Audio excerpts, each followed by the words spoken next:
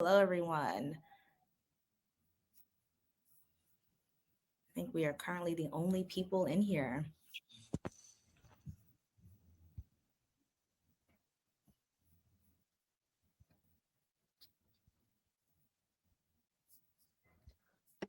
Okay.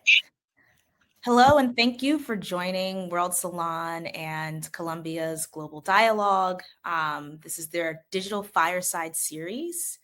Today, we'll be talking about AI beyond business, chartering the next generation of innovation. I am Benu Amen. I am a policy technologist, a cross-sector innovator, and I'm dedicated to advancing tech-driven solutions for societal impact. Currently with Tech NYC, I am the manager for policy and research, and I basically look at how data can transform strategies that shape the future of New York City. And so I'm super excited to delve into this conversation. We're gathered here with an esteemed set of forward thinkers, and we're really excited to kind of get their take on how AI is innovating business, workforce development, and how it really could impact higher education and how we approach initially like life in general, right? Because AI is really disrupting the way that we're approaching the future of work. And so I'd like to invite everyone on the panel to give a brief introduction of who you are and what you do and why you're invested in AI.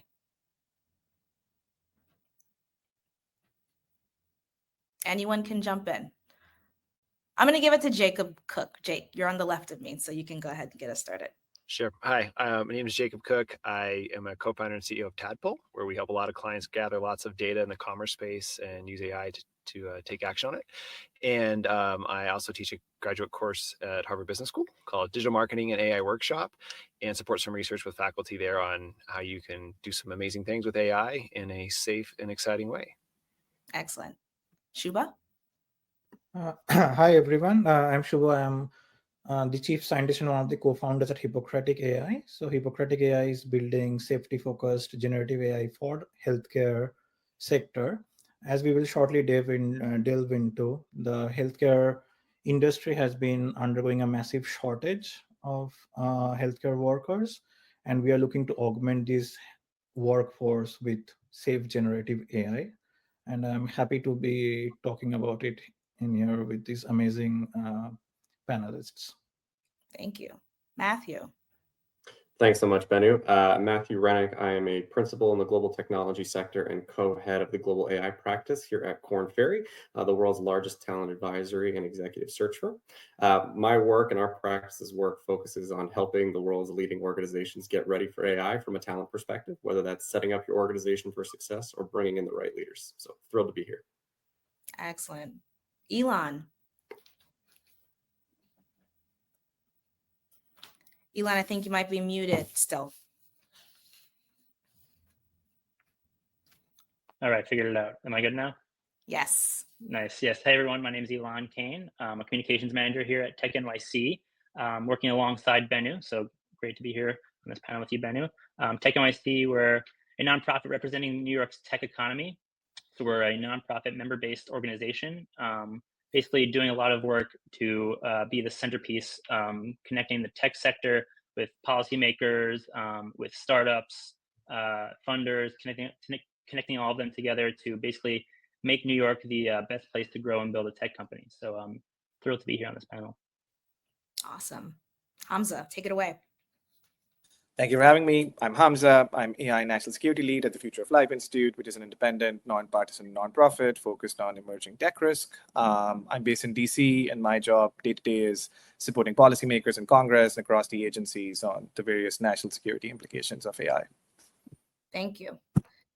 So to just start us off, we are here as part of Columbia's Global Dialogue, and it's only fitting that we begin with how AI is impacting higher education. And there's a big question, right? How do we ensure that higher education is evolving its curricula to prepare students for AI and the AI-infused job market, right? So not just in tech roles, but really across sectors like public policy, business, and creative industries. And I think that all of us on this panel would agree that AI is actively transforming every sector, and higher education needs to embed foundational AI fluency into its general education, right? Much like digital literacy, understanding how to use Google, we're going to have to understand how to use generative AI tools in our everyday lives.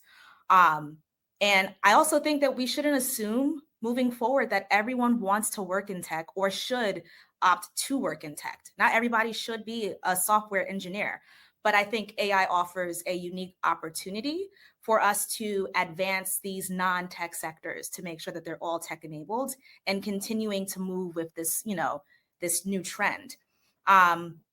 And so, as you know, Tech NYC, we advocate for robust partnerships between academia, industry, and government. And I think that through co-design coursework, internships, and policy labs, we can ensure that students are solving real world challenges using AI. And that's what inspires me most about it. And so, Matthew, given your experience advising organizations on leadership and talent strategy, how do you see AI reshaping the skills and mindsets leaders will need over the next decade? And what should companies be doing today to build that future-ready workforce? It's an interesting question, right? And I think it certainly builds off your introduction there. If I can take the group back in time ever so slightly, let's say 7, 8, 9, 10 years ago, we had this thing called digital transformation at the corporate level, right? Where it was all about trying to think about business through the lens of technology, which frankly had not been done before. If you look at the historical chief information officer, chief technology officer of a Fortune 500 company, that person was an order taker. That person was a cost center. That person reported through the finance organization or the operations organization. And that kind of revealed the way that large corporate entities thought about technology. With digital transformation, that changed, right? The role became increasingly technical in nature. You started building engineering capabilities. You started building true software capabilities into non-software companies. And we've seen the change where now technology has become a strategic enabler as opposed to a cost center. Where we're at in this moment in time with AI is, I think, a similar type of change and iteration where technology is no longer going to be the strategic enabler. It is going to be the core to everything the business does. Because what you're finding is employees at every level of the organization are utilizing AI. There's simply no way around it. It's basically 100% of employees at every company are using AI in some capacity. How effectively they're doing that, that is the interesting question as we think about building resilient and impactful organizations. But at a macro level, AI changes leadership foundationally because we're moving away from managers managing people to managers managing people plus technology, or people plus algorithms, or people plus machines, however you want to think about it. And as we look 2, 3, 4 years down the road, not only is AI literacy amongst leaders becoming absolutely paramount, it's an actual paradigm shift in the way leaders approach leadership. When you go through a search process for a CEO or a CFO or something like that, so much of that process is aimed at understanding their solutioning, what they've been through and how they've solved problems. We're now moving into a world where visionary leaders who are perhaps less execution focused are going to be these success stories, because so much of the solutioning now is going to be done either directly through technology or with supplemented in such a way by technology that the prompting, the understanding of problems is now the biggest thing that a leader is going to be asked to do, as opposed to drawing on his or her experience to solve the problem themselves. And so what we're seeing at Korn Ferry as we're helping organizations think through this shift is, one, what is the learning agility of your leaders to make that foundational shift in their leadership ability, but also, can they define problems in a unique way? Can they prompt their teams and their algorithms in a unique way? How much do they truly understand the marriage, the coming together of technology and business solutions? That's really what we're seeing. And organizations are being kind of restructured in new ways around that. And perhaps one of the most critical things that we're seeing that we've frankly never really seen before is this reverse mentorship, right? Where you have people coming into organizations who have a much better understanding, not just of maybe what's happening on the ground in business. That's been a historical thing for 100 years. but understanding how the technology is going to impact the business and explaining that upwards as opposed to downwards. And just as a final point here, to your point around higher education, my sister is a professor at the University of Memphis. She tells me that 100% of her students are using generative AI in their papers, 100%. And what that means is every person entering the workforce is at the very least proficient in that and will intend to continue using that in the workforce. How do leaders respond to that? How do leaders understand that? How do leaders put governance around that? That is the foundational question of changing leadership. I love the final point. And we attended a talk that Stanford HI did. I don't know if you're familiar with the index they just put out. It was really interesting. And there was a gentleman there from Boston who manages technologists across Boston. He's saying that they found in schools, students are telling teachers, even at the secondary school level, that they're using it. And that even if they can't get guidance from their immediate teachers, like they're continuing to play around with the technology. And so I completely agree with you. I want to switch from that great macro kind of overview that you gave us in terms of what's happening in the workforce and kind of shift over to you, Jake. And I want to know, like, as AI tools like large language models become more accessible, right? We're going to drill down into the tech here. How can mid-market e-commerce brands strategically use their own data to adopt AI, drive creative marketing, and kind of scale more efficiently without relying on big tech infrastructure, right? If this is the kind of trend that we're taking. Yeah, I think to build on what Matthew was saying, the idea of data as an asset is kind of a new idea, right? Where you think about capital can compound exponentially. Well, it turns out data can as well. And so for a lot of brands to think about maybe data first, 80% of data science, is kind of cleaning and munging, getting the data organized, and 20% is kind of applying the algorithms. So a lot of like mid-market, there's a lot of opportunities for them to just think about, wow, we have all this data locked away, usually in different silos, right? Some might be in an ERP system or an operations system. Maybe some of it's in their CRM or customer logs. But when you can kind of blend the data together, get it clean and organized, then you can kind of unlock it with some interesting things. I see the same thing in the classroom as well. That unlocking the value really comes down to the experience. And so finding ways where you can build little micro experiences for executives or students or combination thereof to get kind of AI friendly and then eventually AI native is really a fascinating spot right now. And so one of the things I try to do in the classroom is kind of take one of these data sets that a company should be building, which is kind of blended together, and then let people chat with it, let them ask questions of it. And that's the really fun part is where it starts to hallucinate and they don't understand, the interface as they come back and they learn how to prompt better and better, but every now and then it'll throw something randomly back. And in doing workshops with industry, you'll see that executives are like, well, wait, we shouldn't have negative inventory. That's not mathematically possible. And you're like, yeah, exactly. So we still need a human in the loop to have some good guardrails with it for sure. Absolutely.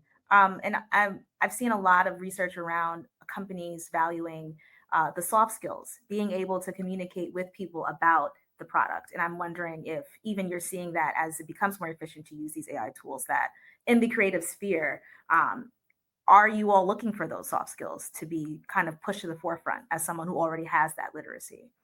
Yeah. I think if you ever, I work a lot with data scientists and non-technical, and that decision, that barrier there, and the most beautiful visualization done with the most amazing algorithm, if the executive can't understand it or how it saves money or increases profit or some of those things, kind of falls on deaf ears.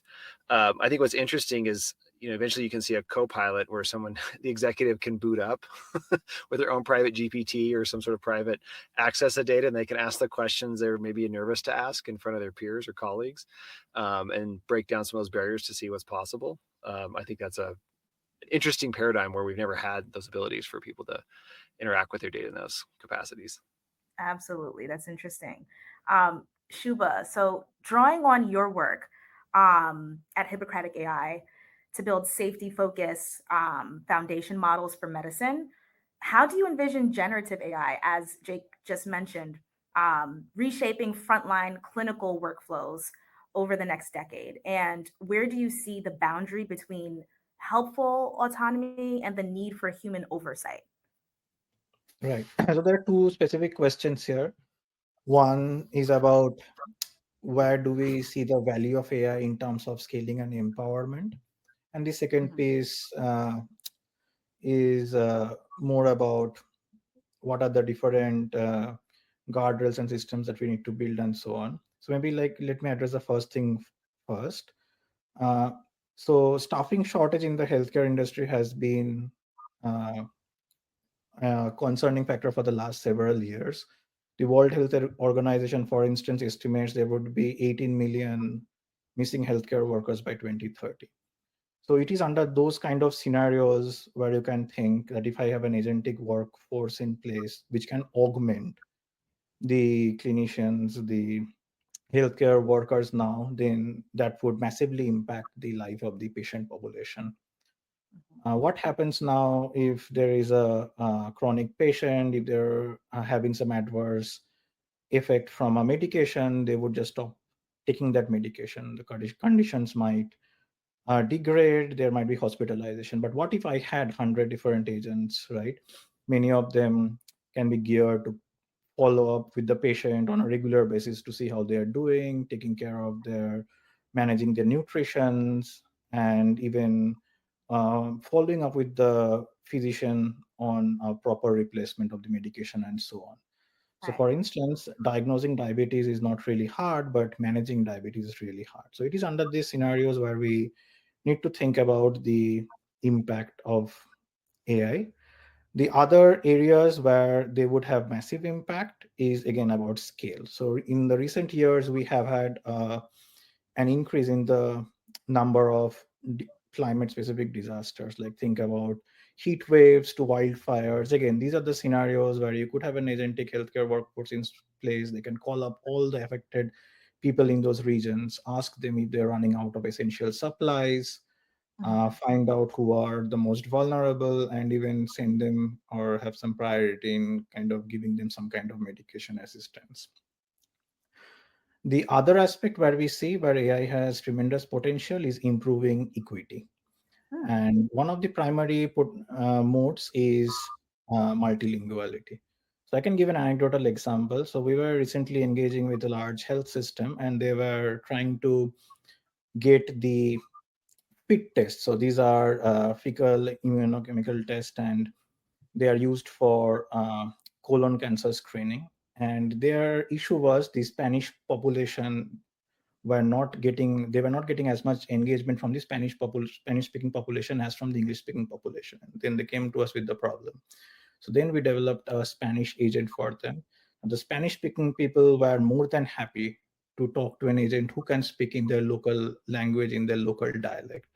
In the end of this exercise, we observed that not only we were able to send 2.5 times more fit test kits to them, but in general, the engagement in terms of, say, the conversational minutes were twice as much as that of the English speaking population. Right. So these are the scenarios where they are kind of super helpful. The other thing is obviously the safety and security of the system, because we are in a uh, place which is a very high stake domain. Having a system which is just 99% accurate is not good enough. Then you might be harming 1 out of 100 people, right? So what we figured is two things. First of all, a system has to be safe. A language model cannot be by itself safe enough. So what we are building, or what people should look to build, is a safe system, which need not be just a single model, could be a collection of models, all collaborating with each other, double checking, triple checking each other's responses. Right. And a lot of these errors may not just come from the model, but could come from the system aspects. Like if you're in a conversational world, we are in a noisy environment, and the speech system might make mistakes and so on. And the final piece of it is you really need to know whether you should continue the conversation or hand it off a real human, where this copilot aspect comes into play. Now, you don't want to do it all too often, right? Because then you lose the autonomous nature of the system, and then we can't really scale up. But you also don't want to do it far too less, which can provide a clinical issue. So managing that balance is super critical. So the system itself should understand that this is not a safe environment for me, when the patient is in distress. And I would ask them a series of, say, follow-up questions to assess how they are doing, and then I would hand it off to a real clinician or a real nurse to take over from me. Yeah, that's excellent. I want to come back to that handoff point that you mentioned, but I think you bringing security into the conversation is important. And Hamza, I feel like you would be able to speak to this. So focusing on your advocacy for compute and, supply chain security, what concrete steps should governments and chip makers, right, take in the next 5 years to prevent model stealing or hardware level tampering that could weaponize advanced AI? It's not just on the language model front, but really on that hardware front, right? Yeah, of course. I'd love to say a couple of things about higher education first, though, because yeah, not too long ago. So the first is, I think university policies around not using AI systems are completely misguided, and they're just 5 years behind the curve, and they're inevitably going to remove them, and they should remove them right now.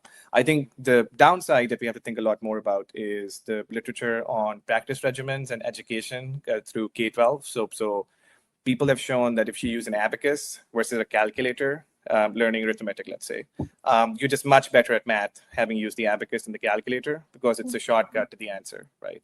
It's similar for using a physical map versus Google Maps because you have augmented spatial reasoning, lots of different things. So the question then becomes, if you're using an AI system for almost everything, are you going to come out of college stupid? And I think that's like a general question that we have to think about. I think there's lots of good use cases there. I think there's some cases where you do want students to take those 6 hours looking up a book because that's a proxy for skills that we might miss out on.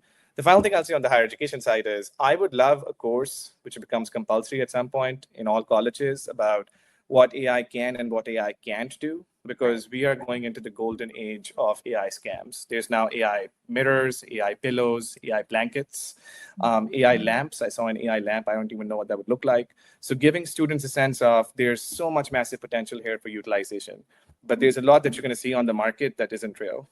It's smoke and mirrors, I think would be quite helpful. On the security side, yeah, so we tend to think about it in terms of the software stack and the hardware stack. So the software stack is the algorithms and data going into the model. The hardware stack tends to be the chip itself. And securing the supply chain is quite challenging. So we know that we have export controls on chips on many countries across the world. And we have an enforcement problem because finally those chips end up in places that we didn't expect them to. So one thing that we've been working on is what's called compute security. So what that does is set up high-tech interventions. So chips, unlike any other commodity, aren't passive. They're very active materials. So you can insert various capabilities on chips to know where the chips are. If chips are in places where they're not supposed to, you can switch the chips off. So we're very excited on that line of work. On the software stack side, the main thing we've been working on is oversight. So large language models can do amazing things, but amazing things tend to be dual use, right? So the best vaccine you can make is equal to the best pathogen you can make. So how to create a balance there on oversight occupies a lot of my attention in DC. Interesting. Thank you for that. And I think your points about higher education, they did interest me. And so as a general question for the whole entire panel, and Hamza, you can jump in if you want to tease out what you kind of mentioned before you went into the work you're doing with hardware and security.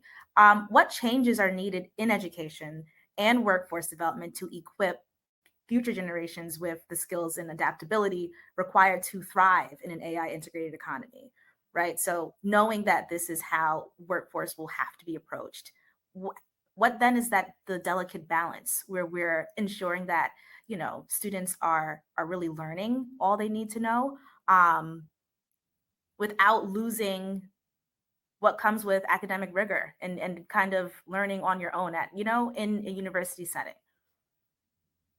I'll just tee this up very briefly. So one thing that was really interesting about something that Jensen Huang said, the CEO of NVIDIA, last year is, one of the biggest jobs that you will see as people lose jobs because of AI left, right, and center is prompt engineer, which is ask questions guy. So I think one of the things that we have to take super seriously is the claims being made by the companies who are powering these models. So the four biggest companies making the large language models have a stated goal of having this thing called AGI. And this thing called AGI is not going to be something on your laptop where you fire it up to get your homework done or get a shopping list. It's going to be something that's agentic, which will by definition do various tasks which are economically valuable. So I think one thing I would love to see, I'm also gesturing towards responses that we may not get from the rest of the group, is research on what an economy looks like that's still distributive, that's still equal, that still allows for opportunity in a place where there is labor displacement. And I think that's research that's still missing, where so much of the focus is still on how we can augment using AI. And I think it's time to also have a conversation on the replacement side. Okay. Yeah, it's an interesting point. If I might dive in here quickly, we've been saying this thing for the last 2 years as all of our clients have been asking about generative AI, now agentic AI, and what it means. AI is not going to replace you, but a human using AI is going to replace you. Right. And I think that is kind of the crux of it now, where these stated goals of some CEOs of reducing costs by 40% or increasing output by huge percentages, like we haven't seen that yet. We've seen many pilot programs, but very little that's been put into production. I think as you think about the university and then transitioning into corporate life, it is no longer going to be purely reactionary if I'm going to come in and I'm going to learn from my superiors. There's obviously going to be a big part of that, but more than ever, it's going to be you taking control of your own destiny by being well versed in how the world is changing. In the past, if you were a software engineer, you needed to understand where the coding languages were going in order to be effective. But perhaps as an accountant, you didn't have that same issue. Now we know that every job function is being disrupted, enhanced, or in some way is utilizing AI. So any new employee, any mid-level employee, any senior employee needs to be continually thinking about this, training themselves. And I think the universities and large corporations have a mandate now. They have a responsibility to provide that type of training, that type of opportunity for people to continue to improve and better themselves in this. But if you are hoping or planning to be a laggard around this, you will likely be replaced by someone who is not. And if I could just jump in here, I would take that point actually one step further, Matt. And I would say that not only will a human, human using AI will replace you, but I think a human using AI more efficiently and more effectively will replace you. It's not just the fact of using AI, but becoming more AI proficient, I think, is key. At Tech NYC, we have a great program called Decoded Futures, which it works to bridge the gap between the nonprofit sector and these AI technologies. Really, the mission is to empower the social sector in New York City by providing the tools, by providing the knowledge and the partnerships needed to integrate AI into their operations and essentially scale their impact. I think a big piece of this is meeting these organizations, these companies that aren't necessarily proficient in AI, and meeting them where they are. Getting their hands on keyboards, experimenting, and so on and so forth. I was at a conference recently, and one of the presenters was saying that we are right now to AI as Nokia phones were to iPhones now. So it's all very new, and it's all very developing as we speak. I mean, tomorrow the latest AI agent will come out. The next day another development will come out in AI. So it's all happening very quickly. It's all changing day to day. And I think being as proficient in AI and having the tech sector, bring companies and bring the social sector along with it will take people to a long way in bringing the workforce development and bringing those social sector companies along with them, I would say. No, absolutely. Just Hamza, you had a really interesting point.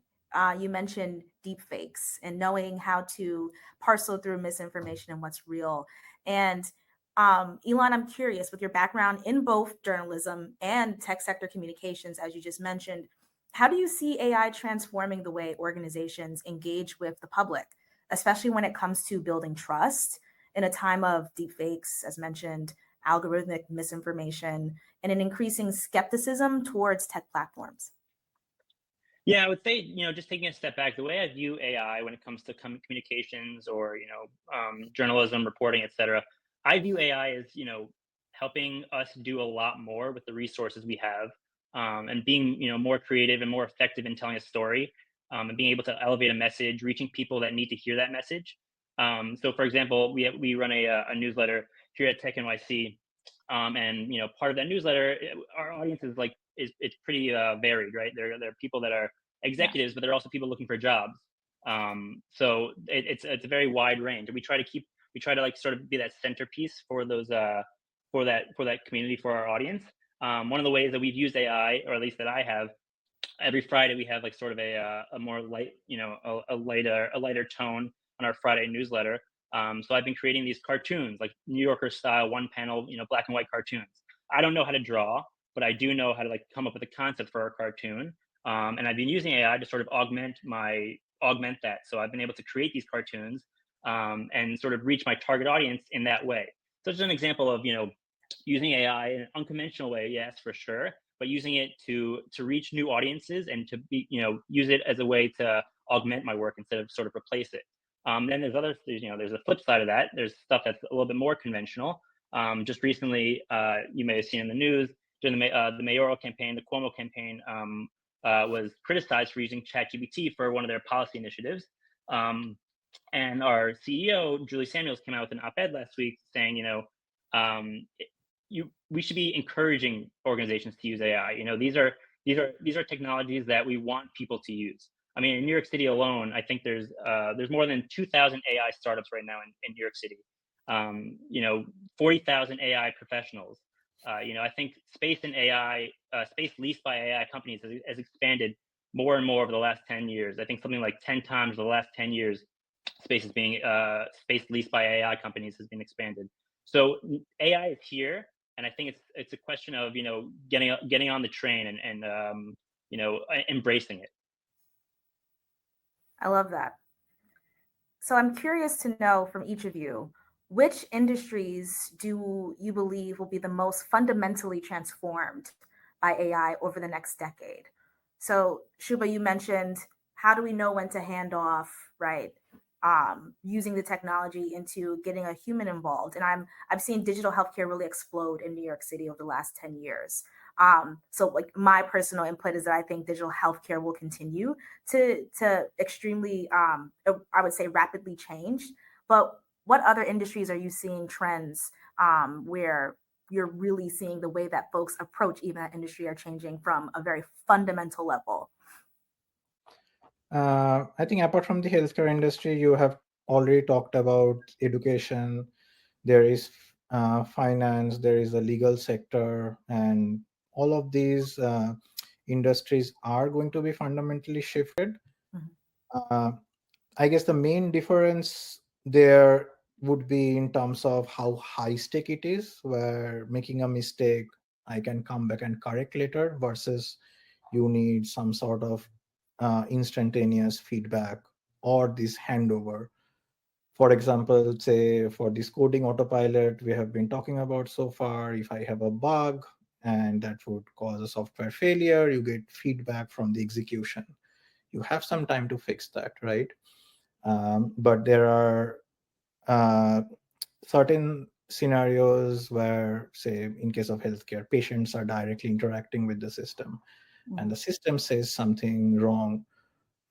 Then how do you rectify it in real time without causing any issue? So what are the safety guardrails, the handover, the escalation protocol that you're going to use? So this is going to depend from industry to industry based on how, again, severe the safety issue might be. Does anyone else have any thoughts on which industries they think would be most transformed? I mean, I have a perspective here, and I'd be curious to get the others here. I think what we're seeing right now, more than anything, is functions being disrupted by AI, less so industries. If you want to think about the contact center, call center, right, function of a business, like that has been the biggest success thus far in generative AI, right, in terms of reducing call times, reducing costs, things like that. I think to Shubha's point, legal review and things like that have also gotten much better, and I think we can kind of see where that's going. Ironically, I think in trying to determine what industry is going to be most disrupted is going to come down to leaders utilizing the technology in ways that we cannot predict. Just as an example, right, we've seen the rise of AI written code, right, that all the hyperscalers are developing right now. Right. If you take a truly creative leader, someone who can suddenly direct AI in a way that no one has thought of yet, I think that could end up being the most transformative for their industry as the rest of the industry tries to react to that. I Right. feel like we don't really know who is going to be, that adopter, that creator, and that's where I'm curious to kind of watch as leaders shift and adapt. Who is going to be able to utilize this in a way that none of us truly see coming? Perhaps that's a cop-out answer, but that's the way that I'm thinking about it. I'd also piggyback off that and say it's probably, my opinion is it's probably not helpful to think about it at the industry level. Like I prefer thinking about it in terms of cognitive tasks, right? So like, can you summarize an email? Can you scan through an Excel sheet? Can you send like a soft sell message to a vendor or something? And then, there's like implicit tasks that we're all doing, which are like hundreds of millions of tasks. I'm doing it right now. I'm gesticulating and attempting to make like a somewhat informed point. Can AI do that in the future? Is an open question. I think we're going to get to a point where it'll become fairly easy to automate a lot of these cognitive tasks. I think I want to go back to something that Subha said, which is in the healthcare industry, one thing that you're facing is the positive upshot is so clear. Like, developing the next generation of vaccines and prophylactics, like using narrow AI systems. It's completely within the wheelhouse over the next 5 to 10 years. Look at what happened with AlphaFold and the Nobel Prize given to Demis and John just last year. On the downside, the problem that you run into is how high stakes is your system. And this goes back to what Elon was saying. So if you look at the Mario Cuomo speech, if I remember correctly, what happened there, the Andrew Cuomo speech, what happened there was he basically said there's 500,000 unit housing stock in New York, which actually didn't exist, which is a pretty high stakes thing to say. So one thing that I think we have to be careful about is distinguishing between high stakes industries and low stakes industries. I think we should use AI in the creative arts. It sounds amazing. Everything from newsletters to movies with some caveats about IP theft. Should we use them to make high stakes decisions about cybersecurity or healthcare? Open question. So I think one thing that people also see is so development is different from diffusion, right? So you can make the world's most powerful AI model and people may not use it. So I think one thing that I'm curious about is how it diffuses into these high stakes industries where there's guardrails and then scaffolds on top of that and then more guardrails. And I'm a big fan of all of the AI diffusion across low stakes sectors. I'm slightly more concerned about the cyber hacking and vaccines and such. So that's my. Yeah, I think Hamza raises an amazing point. So again, the high stakes industry, we can break it down into pieces. For example, we have always been of the opinion that AI should not do diagnosis. So the things that I talked about are patient-facing clinical conversations, but non-diagnostic in nature. For example, think of much of the work that healthcare workers or nurses themselves do today, right? They do not really prescribe medications, but they merely follow up of a protocol that the physicians or the PCPs have set up by themselves. So distinguishing between diagnostic, non-diagnostic ability that breaks down a high-stake domain into multiple fine-grained facets. Some of them we are ready to do today. Some of them might take maybe a year or two more of development as we kind of age up our capabilities and go towards it. Okay. We have 20 minutes left, and I'm really enjoying all of your answers, but I do want to get through 2 more of our general questions before we pull some questions from our chat for the live folks who are on listening. Shubha, I love that you piggybacked off of what Hamza had mentioned, and Matthew, I don't think your answer was a cop in any way. I'm interested, right, if we're getting leaders who are the most innovative thinkers and who are leveraging this technology to really innovate and to create new ways to use it. I'm wondering, what do you all think is the most promising way AI could help solve a pressing global issue, right? Let's all take a positive kind of perspective on this. And what will it take to bring that vision to reality within the next decade? Is it regulation? Is it that we need more people who have access to these tools, learning how to use them? What is it? What do you think it is?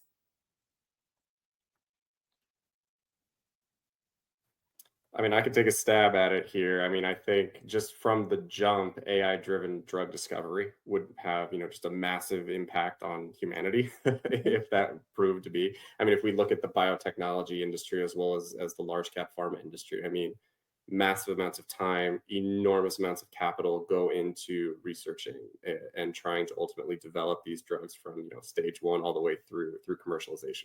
If there is a way to accelerate that, to make it more targeted, to make it more accurate, I mean, you're talking about curing diseases that we think are incurable. In terms of how to make that happen, right? I mean, there already are a number of exceptionally well-funded startups in this space. You look at just the rise of the chief AI officer or heads of AI sitting either within the R&D organizations or at the enterprise level of large cap pharma companies. Like, there is significant push into that. And I think there is, real possibility in that. So I think just as a right off the top of my head, like that could be massive for all of us. I guess we'll have to wait and see if it happens. Interesting. Yeah, I think the default case is that lots of positive things will happen with AI, especially with drug discovery. Cancer is the big one that everyone talks about, but I think it could happen across the board. I think it needs two things. So the first thing it needs is to cater to issues of power concentration. So the default case is that 4 or 5 of the biggest companies in the history of the human species develop the AI models, which lead to said drug discovery. We want to create an infrastructure and a competitive ecosystem where innovation's happening everywhere. And I don't think that's currently the default case. So I think we have to do lots of work there about democratizing access to compute, improving AI literacy, because if one company makes like $10 trillion off of the cancer cure, we've just cured cancer, which is great, but that also has other effects in the market, which we have to think about. The second thing that we have to get right is, again, these are incredibly dual-use systems, right? So systems, again, which have the capability to cure cancer, also have the capability to create a SARS pathogen, right? What do you do about that? So you need some kind of regulation where the most powerful models, which promise to create its benefits, also have to have some oversight over them from the government to make sure that they can't do the pathogen, but they can do the cancer, which is completely possible. It's just going to take a lot of investment on the government side. Interesting. Jake, are you looking to hop in? Okay. No, that's interesting, and it kind of brings me to this final question. I think we all represent a different part of the ecosystem, right? And oftentimes, folks in tech are not talking with policymakers enough about what they need, the type of support that they need in terms of developments in policy that support their work. And so I'm wondering, as AI continues to accelerate, because it will, how can policymakers and technologists and then communities work together to ensure that innovation is balanced with strong ethical frameworks and protections for society? I know it's a tall question. I mean, everyone has to be at the table, right? So the U.S. Senate had its Insight Forums a couple of years ago, which is the highest level governmental forums on AI ever. And the first Insight Forum had 19 CEOs, and we can name the obvious companies here, and one community leader who was a former CEO.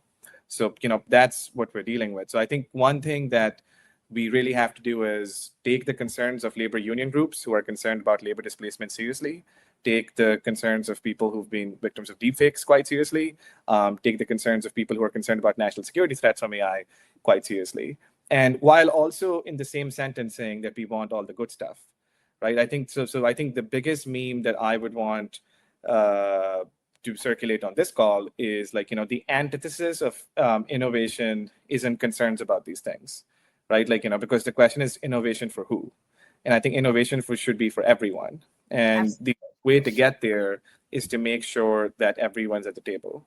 And the default case is that that's not going to happen. Interesting. Yeah, I think building off that point, and I'm certainly not a policymaker, so I defer to the experts there. I think the biggest challenge here is just going to be education. If there's one critique that, elected officials get, or things like that. It's they don't actually understand what they're trying to regulate. They don't actually understand how these things work. And in my world, where I am recruiting the best of the best at very high compensation, oftentimes, it can be such that the handful of global companies that are leading the development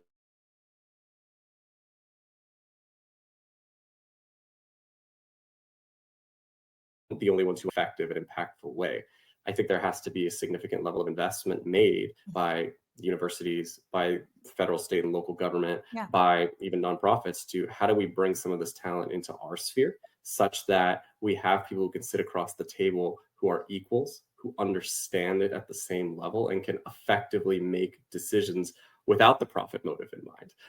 I think that is a massive challenge, but I think if we're trying to be balanced and equitable and bring these things like ethics to the forefront, there has to be a uniform level of understanding of the technology.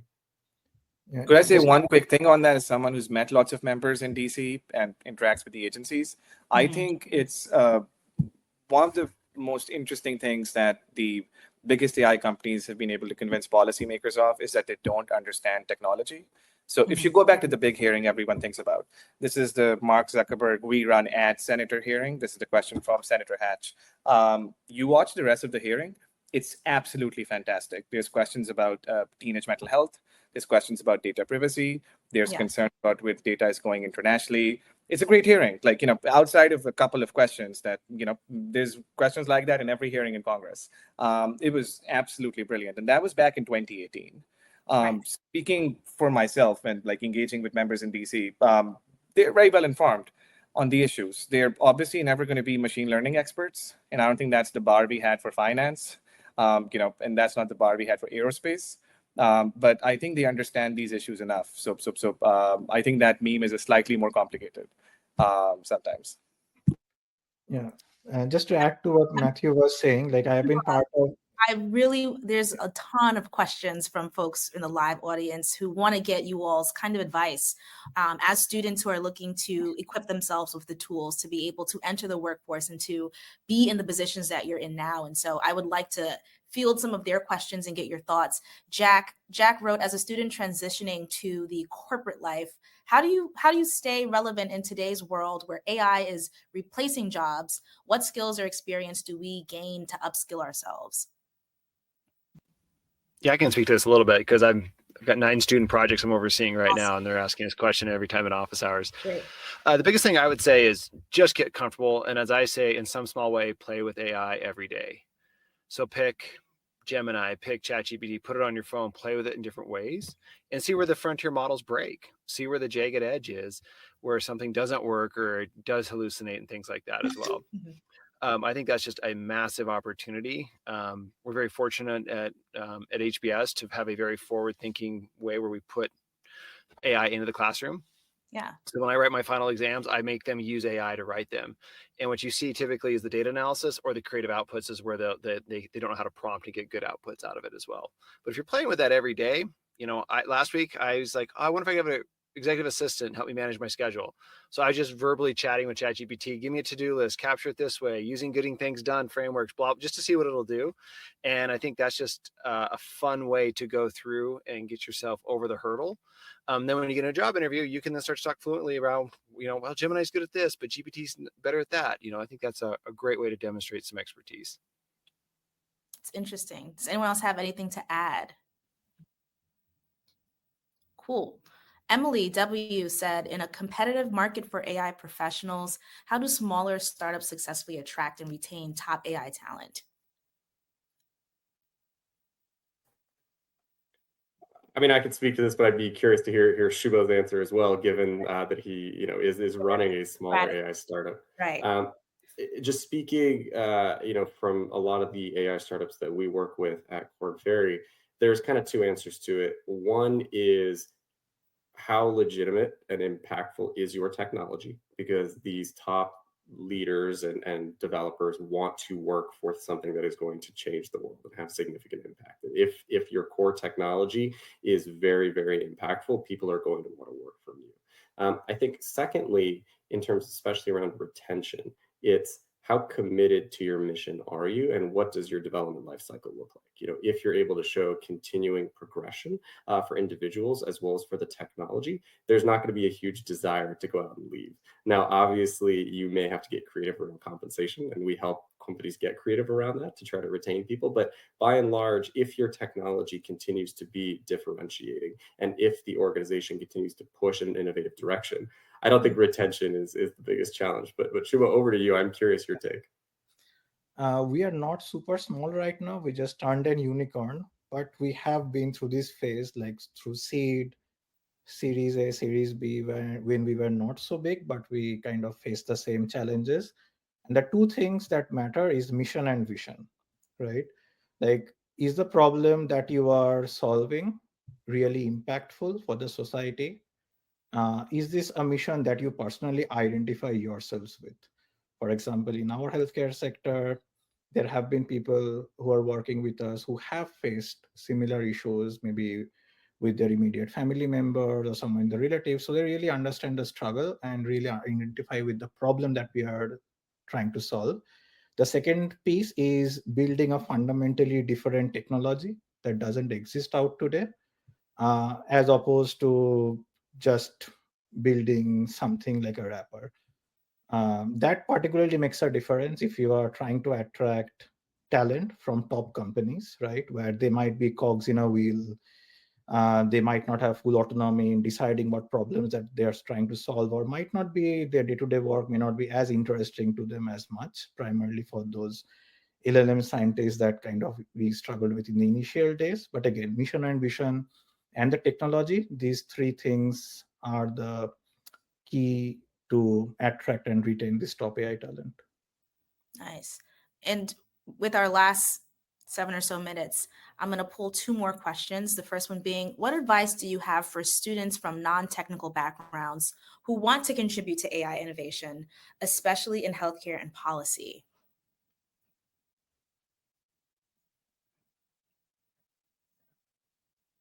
Shub, I'm wondering if you have anything to add here.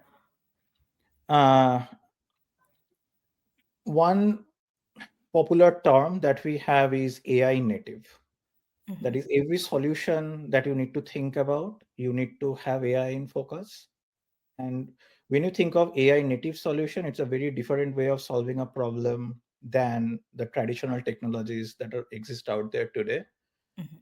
For that, you already have a bunch of tools in place. For example, we talked about prompt engineers before. You need to understand the problem to the core. Once you understand the problem, there are a lot of self-assist tools that are out there to help you address that problem, right? So focus on the problem, focus on the solution. And with these AI advancements, we always don't need to focus so much on the underlying technology that powers it. That would be a great segue for people from non-technical background to really come and contribute to the sector. And I would also add, this is Fiona M's question, just as Jake mentioned as to the very first, I guess, Q&A portion, familiarize yourself with as many AI tools as possible. I think even having an open dialogue with generative tools to demystify tech, even for yourself, to figure out how you can learn as much as possible, and how it can be integrated into the work that you're doing. I think everyone is going to have to be tech enabled in some way in whatever industry you're working in. And so I wouldn't cut yourself off from any kind of tech tool because you don't have a computer science degree or a computer science background. I think it's super important that you are continually learning how these tools can work for you, because you may learn that you actually are a technical person just in the work being demystified and you doing the research on your own, which is pretty powerful. And so the last question I would like to know, I think this is a pretty fun question. What is an unusual way you're using AI today? I have a coworker who made a custom bot for their son to kind of figure out how should I be interacting with my newborn, which is pretty interesting that new parents now have this kind of tool to figure out things that are pretty convoluted, without having that prior knowledge. So what are you all using AI for?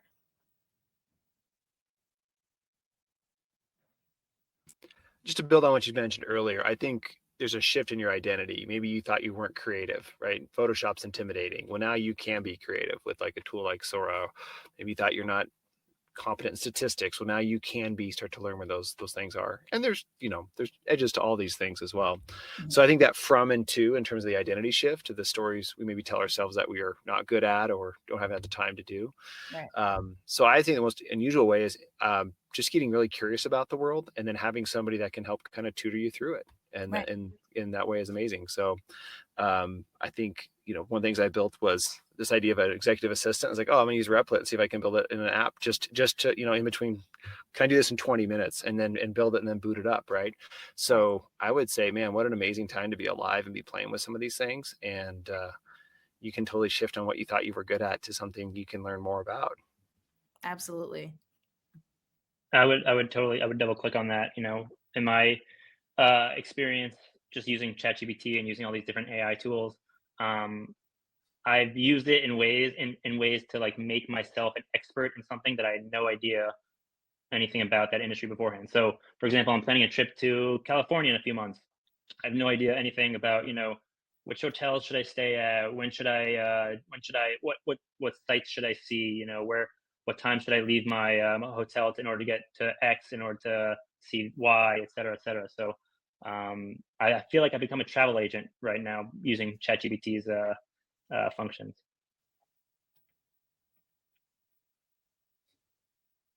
I guess this wraps us up. Awesome. Thank you for everyone's participation. This was an incredible conversation. I guess just to close out, I would argue that we're all pretty optimistic about how AI can kind of solve some of the solutions that we haven't been able to move the needle on in the last couple of decades.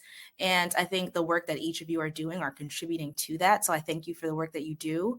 And it was incredible to kind of get a sense of your perspectives on how this ecosystem is kind of moving and what the nuances are. So it was delightful to talk to you all. Thank you again to World Salon and Columbia's Global Dialogue. I don't know if this is the first Fireside Chat of the year, but it was definitely my first, and it was an honor to be a part of it. And so I hope everyone in the live, webinar was able to get some insights. And for any students who were listening, I would say don't be daunted by this technology. Get ahead of it. Get familiarized as much as you can. And as Elon said, you could really position yourself as somebody who could become an expert in something simply because you were curious enough to continue learning. And so this was excellent. It was great to meet you all. And thank you. Thank you. Thanks, everybody. Awesome. Have a good night.